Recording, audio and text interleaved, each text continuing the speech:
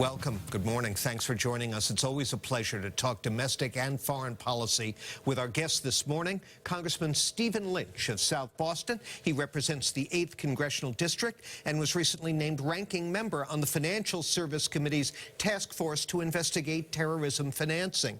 Congressman, welcome. Good morning, John. Good to be with you again. It's always good to have you here. I did not know, I hope I'm not letting anything out of the bag here, that you regularly swim off in the water off L Street, not indoors in the pool, outdoors. L Street bathhouse. Yeah, that's a regular regimen that I have, 3 or 4 days a week. Yep. And you endorse this activity for others? Or? I do. I think it's good for your heart, good for your soul, good for your head. And I'm not alone down there. I have a lot of friends that swim, both from the women's L and the men's L out there on a regular basis. Unbelievable. So, yeah. You're a tougher man than I am by far. Well, I don't know. Maybe a little bit crazier, I guess. Maybe. With regard to this assignment you have, investigating terrorism financing, I'm curious where you stand on this debate over whether or not Apple should be forced to crack open the iPhone used by the San Bernardino mass murderers, because that's a big issue when it comes to cracking down on the flow of terrorist dough. It is. It is. I think if you read the order that the judge issued in the San Bernardino case, he has very narrowly described what Apple must do, and it refers continually to the subject device, the one that Syed Farouk had, and so they're looking for that information. I think there's a way that between Apple and between the FBI, we can get that information without exposing or subjecting all of the Apple customers to a search. And the judge has laid that out. He said this search can be conducted in an Apple facility by Apple. Just extract the information from this subject phone using the physical device, using that portal, using Bluetooth and getting that information. So it can be narrowly tailored, I think, in order to just get that information and not be this wide search that people are concerned about. And this is not about putting trapdoors or backdoors on everyone's device. That's not the case here.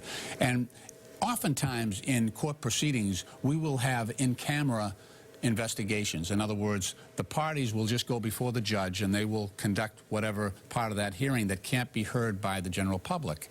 And that's what we have here in this case, where we've got a narrow set of circumstances. These people were terrorists. There's no doubt about that. They're mass murderers.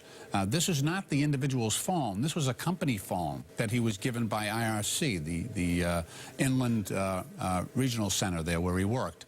So there are all kinds of circumstances that I think require us to get this information to make sure that there are not others in league with these two. But to hear the CEO of Apple tell it, this would open the door to an abandonment of our privacy rights. Yeah, I've heard that, and he's also said this is unprecedented. It's not unprecedented. He's given us 70 times.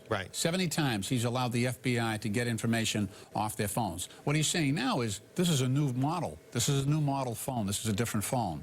And so he's saying I don't want to cooperate on this model phone. I guess the system is iOS 9.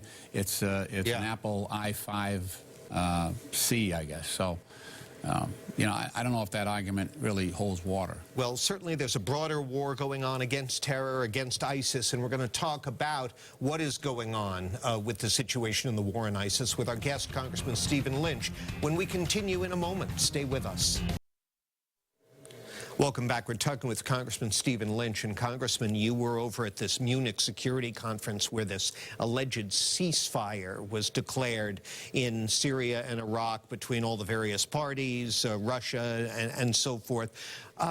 Is that legit? And where do we stand in the war on ISIS? Well, we had a chance to meet with Secretary Kerry. He's doing his level best on all of this. This is a tough situation. You've got, you know, multi-dimensional conflicts going on in Iraq and Syria. However, I don't think that a ceasefire is viable right now on the ground. I think that you have the biggest groups there with the most shooters. You've got Jabhat al-Nusra, you've got ISIL, you've got the Syrian regime. none of those folks right now are committed to any ceasefire. You do have cooperation among a small group of so-called Syrian rebels, not necessarily moderate rebels, but the idea is to just have a cessation of hostilities. They don't even want to call it a ceasefire. Right. To allow some humanitarian aid to get into some of the towns that have been shut off. So I think it's a noble goal. I just don't think it's going to work. Why are we playing pretend?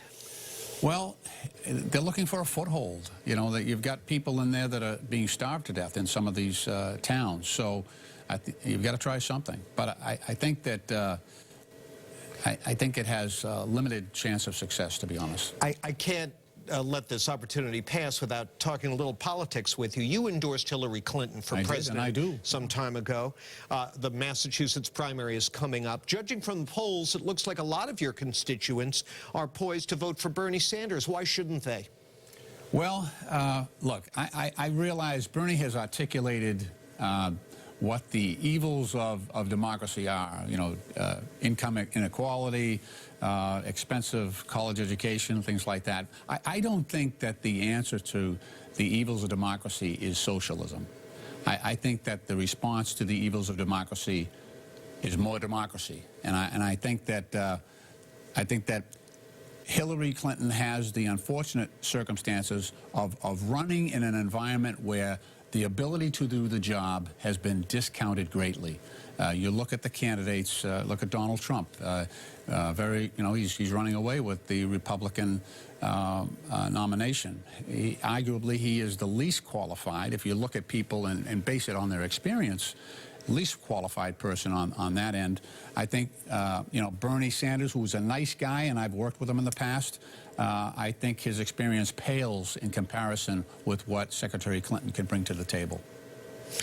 I'm afraid our time is up, but it's good to have you here. Let's have you back soon, and we'll assess where we're headed with this presidential race. It'll get interesting. You really think Trump is running away with it, huh?